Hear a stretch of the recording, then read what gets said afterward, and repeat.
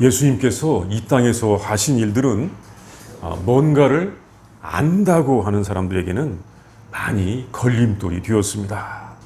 특별히 종교에 대하여 잘 안다고 하는 사람들에게는 큰 걸림돌이 되었습니다. 예수님께서는 제자들을 부르실 때에도 어떻게 생각하면 종교적이지 않은 사람들을 부르셨습니다. 당시의 제사장이나 서기관들 중에서 제자가 된 사람은 없습니다. 우리가 이 지난주일 말씀에서 본 대로 예수님께서 마태를 부르실 때에도 그 직업이나 그가 어울리는 사람들을 보면 정말 파격적이었습니다. 마태가 예수님을 초대해서 이 식사를 하는데 그 집에 초대된 사람들은 평소에 신앙생활을 하는 사람들과는 거리가 먼 사람들이었습니다. 소위 죄인들, 도둑들, 반역자들 이런 사람들이었습니다. 이런 사람들과 어울리는 마태를 예수님께서 부르셨던 것입니다. 마태의 집에서 예수님께서 제자들과 함께 식사를 하시는 중에 두 번의 질문이 있었습니다. 한 번은 지난주일날 본 대로 바리새인들이 예수님께 질문하였습니다. 어찌하여 죄인들과 세리들과 식사를 합니까? 그때 예수님의 대답은 뭐였습니까? 나는 죄인을 부르러 왔노라. 나는 죄인을 부르러 왔습니다. 그렇게 주님께서 말씀을 하셨습니다. 죄인을 부르러 오셨다. 사실 모든 사람이 죄인입니다. 성경은 분명히 이야기하고 있죠. 모든 사람이 죄를 범하였음에. 그런데 여기에 또 다른 아주 중요한 뜻이 있습니다. 그것은 뭐냐면 하나님께서는 이 땅에서 소위 버려졌다고 하는 사람들, 쫓겨난 사람들, 선택받지 못했다고 하는 그런 사람들도 사랑하신다는 것입니다. 하나님의 나라는 모든 사람들에게 열려져 있습니다. 정말 난 쫓겨났습니다 하는 사람에게도 하나님의 나라는 열려져 있는 것입니다. 예수님이 이렇게 나는 죄인을 부르러 왔다고 대답을 하셨는데 다음에 또 질문을 하는 사람들이 있었습니다. 세례 요한의 제자들이 예수님께 질문했습니다. 우리와 바리새인들은 금식을 하는데 어찌하여 당신의 제자들은 금식하지 않습니까? 왜 금식하지 않습니까? 이것이었습니다. 그때 예수님께서 금식하지 않는 이유를 이 세 가지의 비유를 통하여 말씀하셨습니다. 아주 중요한 비유로 말씀하신 것 같습니다. 첫 번째는 뭐냐면 혼인집 손님들이 신랑과 함께 있을 동안에는 금식하지 않는다는 것. 당시의 풍속이었습니다. 두 번째, 이 바느질을 하면서 헌옷을 기울 때 생배 조각은 헌옷과 함께 깁지 않는다는 것입니다. 그게 당시에 사람들이 다 알고 있는 상식이었습니다. 세 번째, 새로운 포도주를 담을 때 낡은 가죽 부대를 쓰지 아니하고 새로운 가죽 부대에 담는다는 것이었습니다. 그래야만 포도주가 가죽 부대가 둘 다 보존된다는 것이었습니다. 이렇게 이 세 가지를 말씀하시면서 비유를 사용하셨는데 여기에 주님의 나라에 귀한 교훈이 있습니다. 그 말씀을 보겠습니다. 첫 번째는 하나님의 나라를 구하고 받는 신앙은 예수님과 함께 기뻐하면서 잔치하는 삶입니다. 예수님께서 주시는 하나님의 나라는 기쁨의 나라입니다. 우리가 이 먹고 마시는 것은 본능입니다. 그런데 음식을 금하는 금식은 자신을 괴롭게 하는 것입니다. 이 성경에서 금식하는 것을 자신을 괴롭게 한다고 했어요. 절제한다 그런 정도가 아니고.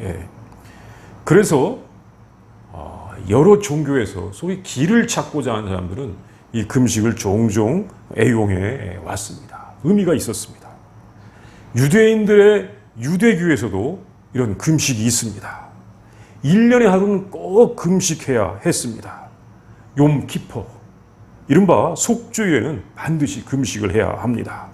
온 백성이 자신이 1년 동안에 지은 죄를 회개하고 정말 참회하면서 금식하면서 참여하는 그런 날을 가져야 하는 것입니다. 이게 레위기 23장 27절에 나옵니다. 일곱째 달 열흘날은 속죄일이니 너희는 성회를 열고 스스로 괴롭게 하며 여호와께 화제를 드리고. 속죄일, 욤키퍼.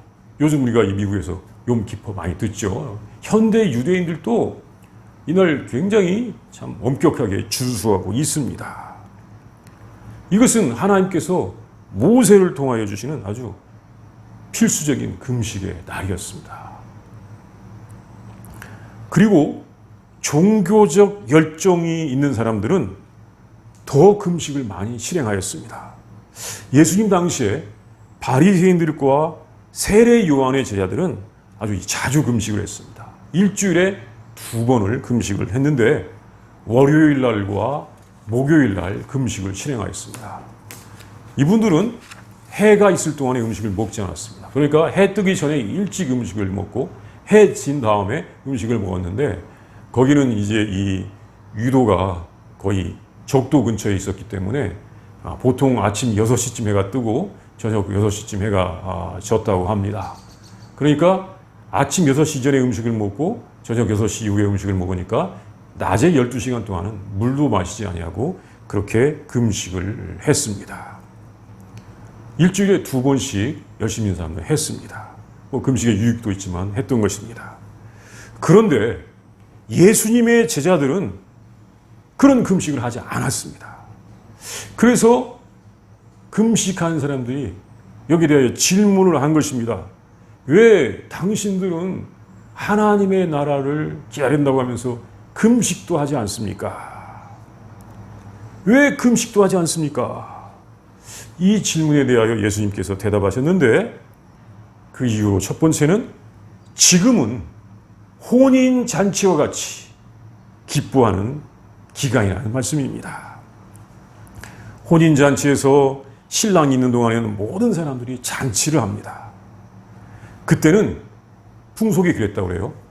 금식하는 날 동안에도 그냥 잔치 기간에는 아주 맛있게 잘 먹고 기뻐하고 즐거워했다는 것입니다. 그리고 혼인잔치가 끝난 다음에는 금식을 했다고 하는 것입니다. 즉 우리의 믿음은 예수님과 함께 잔치하는 믿음인 것입니다. 이 예수님과 함께라는 말이 굉장히 중요해요. 예수님과 함께 잔치하는 믿음입니다. 혼인잔치, 특별히 혼인잔치하는 믿음이에요. 이 혼인잔치는 아마 당시에 가장 큰 잔치인 것 같습니다. 일주일씩도 하고 했다니까요. 예. 어떻게 생각하면 결혼이 정말로 의미가 있기 때문에 이 결혼이라고 하는 것이 정말 중요한 의미가 있기 때문에 이렇게 크게 기뻐했던 것, 기념했던 것 같습니다. 한 신랑과 신부가 결혼할 때 가족과 친지를 포함하여 막 이웃들이 와가지고 함께 음식을 나누어 먹으면서 기뻐해주고 축하를 해주는 것입니다. 정말 그렇게 결혼 잔치가 의미가 있었던 것 같습니다. 신랑과 신부는 결혼하는 사람은 인생에서 가장 큰 축하를 받을 것입니다. 일주일 동안 축하를 받으니 얼마나 참 이 축하를 많이 받습니까? 온통 기쁨 속에서 축하를 하는 날인 것입니다. 이것처럼 우리의 믿음은 기뻐하는 믿음입니다. 기뻐하는 신앙이에요. 예수님과 함께 기뻐하는 것이 우리의 믿음입니다. 사도들이 우리들에게 강조해서 전해주셨던 말씀도 기뻐하라 이것이었습니다. 우리가 잘 아는 말씀 있지 않습니까? 항상 기뻐하라. 데살로니가전서 5장 16절 말씀이에요. 항상 기뻐하라. 또 빌립보서 4장 4절 말씀에는 주 안에서 항상 기뻐하라. 내가 다시 말하오니 기뻐하라. 그냥 기뻐하라. 주 안에서 기뻐하라. 또 있어요. 중요한 것은 뭐냐면 우리 성령님께서 주신 열매 가운데 기쁨의 열매가 있습니다. 그렇죠? 네. 사랑, 다음에 기쁨이에요. 그러니까 우리의 믿음은 기쁨의 신앙인 것을 이렇게 알 수가 있는 것입니다. 그런데 옛날 이 장로교가 그랬다고 해요. 우리가 지금 장로교인데, 내가 장로교 목사인데, 이 기뻐하면 안 된다 해가지고 막 굉장히 슬퍼했다고 합니다. 왜? 죄를 지고 슬퍼해야 된다. 죄의 짐을 회개하면서. 이 주변에 보면 이 예수님을 믿는다고 하면서도 온갖 슬픔과 고난을 다 짊어지고 그냥 슬퍼하는 것을 믿음으로 생각하는 경우도 있습니다. 옛날 장로교가 그랬어요. 그래서 이 청교도 혁명이 일어나기 전에 그때도 그랬지만 많은 사람들이 너무 슬퍼하다가 우울증에 걸렸다는 말도 있습니다. 그에 대한 반대로서 이제 오순절 신앙이 또 활짝 또 전파되었다는 말도 있습니다. 어떻게 생각하면 이 기쁨을 몰랐던 것이에요. 모든 염려를 혼자 다 책임지는 것 같이 그렇게 애통하고 슬퍼했던 것입니다. 그런데 사실 이런 사람은 아니 왜 빌립보서 4장 4절 말씀이나 데살로니가 전서 5장 16절 말씀을 왜 무시한지를 모르겠어요. 항상 기뻐하라고 주님 말씀하셨는데 아직 진실한 성도가 아닌 것 같습니다. 우리는 예수님과 함께 기뻐하는 예수님의 제자들입니다.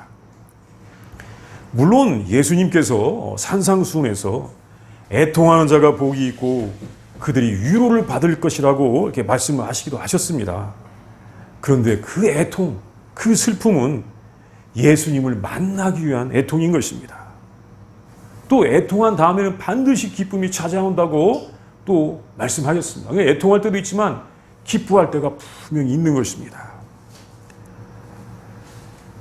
분명히 예수님께서는 우리들에게 기쁨을 주십니다. 우리는 예수님을 만난 다음에는 이제 신랑의 친구들처럼 기뻐하는 것입니다. 왜? 예수님을 만난 다음에 아버지의 나라에서 그 나라에서 모든 것이 다 해결되기 때문입니다. 예수님께서는 우리들의 문제를 다 해결하셨습니다. 다 해결하십니다. 문제들은 다 예수님께서 가져가시고 우리에게는 평안과 위로와 소망과 기쁨을 가득 주시는 것입니다. 예수님의 제자들은 예수님과 함께 하나님의 나라의 잔치에 참여하는 성도들입니다. 하나님의 나라는 기쁨의 나라입니다. 이것을 우리가 꼭 기억을 해야 되겠습니다.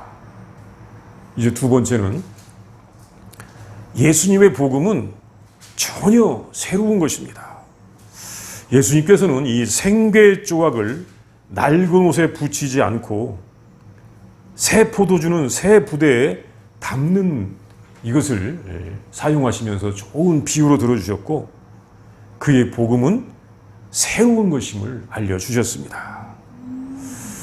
옛날에 이 포도주를 담을 때 양가죽 여기에 이제 포도주를 담는데 새 포도주를 넣으면 그것이 부풀어 올라가지고 새 가죽 부대가 아니면 터져서 포도주도 쏟아지고 부대도 버린다고 합니다.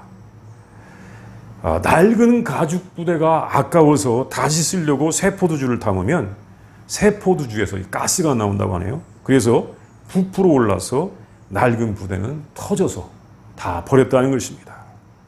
꼭 새 부대를 활용해야만 합니다. 또 옷을 기울 때에도 생배 조각을 낡은 옷에 대서 깁지 않았습니다. 왜냐하면 생배 조각은 이게 물에 세탁을 하면 줄어드는데 이제 낡은 옷은 이미 줄어들었는데 그래서 그대로 있는데 이걸 같이 세탁을 하면 그 기운 자리가 줄어들어 가지고 옷을 같이 망치게 되어 있습니다. 그러니까 새 생배 조각은 낡은 옷에 붙이지 않습니다. 이 새 것과 낡은 것이 함께하지 않는 경우입니다. 예수님께서 이것을 말씀하신 것은 예수님의 복음은 새로워서 낡은 것과는 낡은 전통과는 어울리지 않는다는 것입니다. 예수님의 복음은 항상 새 것입니다. 낡은 것과 어울리지 않습니다. 혹시 나는 새롭게 생각하고 있습니다. 내 생각은 새로운 것입니다.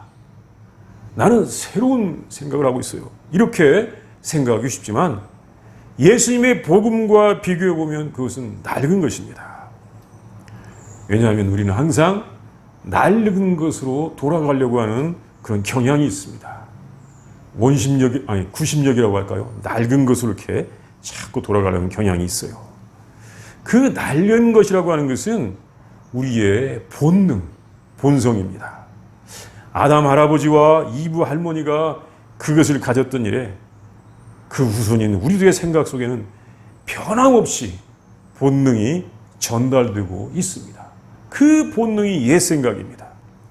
우리가 조금만 방심하면, 우리가 조금만 깨어있지 않는다면 그 옛날 생각으로 돌아가고자 합니다. 그 옛 생각에서 자유로운 사람은 한 사람도 없습니다. 그런데 예수님께서는 우리들에게 전혀 새로운 것을 보여주십니다. 이 땅의 문화나 전통이나 지혜가 아닌 하나님의 지혜, 하나님의 다스림을 우리에게 보여주십니다. 이것은 정말 새로운 것입니다. 예수님께서 주신 것은 너무 새로워서 이거 위와 아래를 뒤바꾸는 것 같기도 합니다. 완전히 거꾸로 만드는 것 같기도 합니다. 정말 기독교 신앙은 혁명적인 내용이고 파격적인 내용입니다. 하나님의 생각은 이렇게 다를 수가 있는가? 이렇게 놀랄 수밖에 없습니다. 예수님께서는 그 제자들에게 전혀 새로운 것을 보여주셨습니다. 그것은 우리들에게 익숙한 본능과는 반대되는 것입니다. 그래서 사도들은 우리들은 계속 새로운 존재라고 알려주었습니다. 새로운 피조물이라고 말씀하였습니다. 고린도 후서 5장 17절 말씀 우리가 잘 알지 않습니까? 그런즉 누구든지 그리스도 안에 있으면 새로운 피조물이라. 이전 것은 지나갔으니 보라 새 것이 되었도다. 우리는 그리스도 안에 있으면 새로운 존재라는 것입니다. 또 우리에게 새 사람을 입으라고도 하였습니다. 에베소서 4장 24절 말씀에 보면 하나님을 따라 의와 진리의 거룩함으로 지으심을 받은 새 사람을 입으라 라고 말씀하셨고, 또 있어요. 에베소서장 15절에 보면 법조문으로 된 계명의 율법을 폐하셨으니 이는 이 둘로 자기 안에서 한 새 사람을 지어 화평하게 하시고, 이렇게 새로운 것, 새로운 피조물, 새 사람, 우리의 존재가 이렇게 새롭게 됐다는 것을 말씀하고 있습니다. 또 성경에 보면 새로운 언약이라는 말씀도 있습니다. 히브리서 9장 15절에 보면 이로 말미암아 그는 새 언약의 중보시니 이는 첫 언약 때 범한 죄에서 속량하시고 주구사 부르심을 입은 자로 하여금 영원한 기업의 약속을 얻게 하려 하시며. 참 예수님은 또 새 언약의 중보자시다. 또 여기서 끝난 게 아니라 새 이름이라는 말도 있습니다. 계시록 2장 17절에 보면 귀 있는 자는 성령이 교회들에게 하시는 말씀을 들을지어다. 이기는 그에게는 내가 감추었던 만나를 주고 또 흰 돌을 줄 터인데 그 돌 위에 새 이름을 기록하는 것이 있나니 받는 자 밖에는 그 이름을 알 사람이 없느니라. 새 언약, 새 이름, 또 그것만 있습니까? 새 노래란 말도 있습니다. 새 노래. 계시록 5장 9절에 보면 그들이 새 노래를 불러 이르되 두루마기를 가지시고 두루마리를 가지시고 그 인봉을 떼시기 합당하도다. 일찍이 죽임을 당하사 각 족속과 방언과 백성과 나라 가운데서 사람들을 피로 사서 하나님께 드리시고. 이와 같이 예수님께서는 새로운 것을 우리들에게 주셨습니다. 예수님이 새로운 존재시라는 것입니다. 그런데 이것이 항상 새로운 것은 우리가 너무 쉽게 옛날로 돌아가려는 경향이 있다는 것입니다. 우리는 조금만 졸고 있으면, 조금만 이렇게 깨어있지 않으면 그냥 본성으로 옛날로 돌아가기 때문에 주님께서 주신 것은 항상 새로울 수밖에 없다는 것입니다. 이제 세 번째는 예수님께서 인류에게 주시는 새로움은 무엇일까요? 그것은 은혜의 믿음입니다. 대속의 신앙, 아가페 신앙입니다. 모든 사람들은 이 땅에서 고난을 당합니다. 그래서 그 고난이 없는 구원을 다 갈망하고 있습니다. 참 우리가 이 죄악된 세상에 살고 있기 때문에 고난 당하지 않는 사람이 한 사람도 없습니다. 그래서 구원을 갈망하는데 인류가 찾는 그 구원의 길, 영원한 생명의 길을 찾는 사람들 중에서 바리새인들과 세례 요한의 제자들이 가는 길이 그때까지는 가장 수준이 높은 구원의 길이었습니다. 바리새인들과 세례 요한의 제자들이 가는 길이 그때까지는 가장 높은 수준의 구원의 길이었습니다. 그것은 뭡니까? 계명과 율법을 지키고 또 부족하는 것은 회개하고 자책하고 그러면서 죄와 악은 멀리하고 죄인들과 악인들은 멀리하면서 율법을 지켜가는 길. 이것은 인간이 할 수 있는 굉장히 수준 높은 믿음입니다. 뭐 바리새인들과 그 세례 요한의 제자들 예수님께서 그들의 믿음을 이렇게 책망하셨다고 걔들 믿음 없었어. 그러면 절대 안 됩니다. 굉장히 그 사람들 믿음 좋은 사람이에요. 그때까지는 최고의 수준에 올랐던 사람이에요. 정말 이 계명을 지키는 믿음 굉장한 것입니다. 또 계명을 지키면 선한 일을 행한 사람은 선한 대로 보상을 받고 악한 일을 행한 사람은 심판을 받는다. 인과응보. 또 카르마는 우리가 쓰는 용어가 아니지만 사람들 많이 쓰잖아요. 계명을 지키는 믿음, 인과응보, 카르마 상당히 수준이 있는 것입니다. 그런데 이것이 인간들에게 구원의 길이 되지를 못하였습니다. 이것은 또 다른 형태의 죄와 불의를 만들어내고 말았습니다. 위선, 교만, 분리, 또는 공로주의, 갈등 등 굉장히 수준 높은 율법을 지킨다고 했는데도 거기에서 위선, 교만, 분리, 자기의 공로를 주장하는 것, 갈등. 이 사람이 좋은 율법을 지키는 것은 대단한 일인데 이것이 인류의 문제를 해결하지 못하고 새로운 불의를 만들어 냈다는 것입니다. 구원을 완성할 수가 없었어요. 구원의 길로 갈 수가 없었다는 것입니다. 예수님은 하늘에서 오셔서 전혀 새로운 것을 보여주셨습니다. 바로 은혜의 믿음입니다. 은혜를 알아라. 은혜를 받아라. 은혜를 베풀어라. 내가 여러분의 모든 죄는 다 지고 간다. 세상의 모든 고통은 다 내 책임이다. 우리는 다 형제 자매이다. 우리는 다 하나이다. 다 형제 자매다. 서로 사랑하라. 서로를 위해서 살아라. 내가 대속하니 너희도 서로 대속하면서 살아라. 아주 새로운 것을 보여주셨습니다. 이것은 율법을 지키는 것, 또 인과응보, 가르마하고는 수준이 너무너무 다른 것입니다. 너희들 잘못했을지라도 다 내가 너희들의 죄를 다 지고 가니까 다 용서하며 살아라. 주님 이렇게 새로운 것을 보여주셨습니다. 우리는 예수님께서 십자가에서 우리의 죄까지도 대속하시고 용서하신 것을 믿습니다. 이렇게 믿는 것은 다른 사람의 죄를 용서해야 되는 것을 아는 것입니다. 예수님께서 보여주신 아가페가 바로 새 것입니다. 이 새 것을 생각할 때 아가페가 새로운 것임을 알아야 하는 것입니다. 무슨 새로운 컴퓨터가 새 것이 아니고 새로운 차가 새 것이 아니고 새로운 로켓가 새 것이 아니고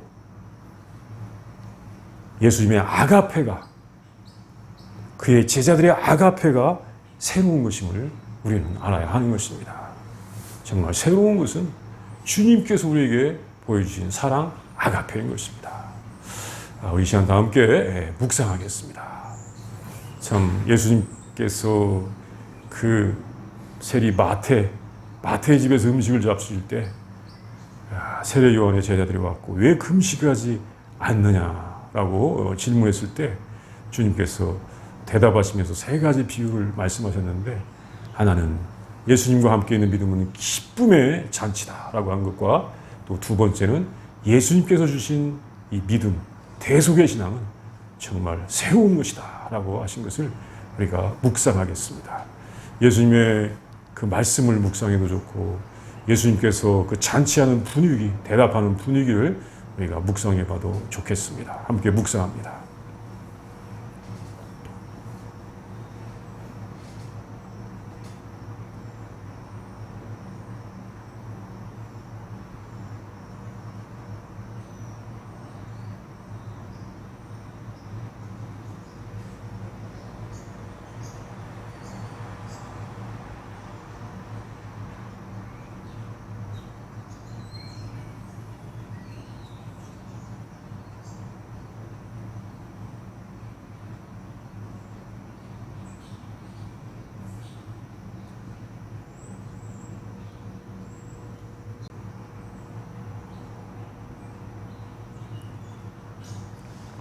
생명의 하나님, 사랑의 하나님 참으로 감사합니다.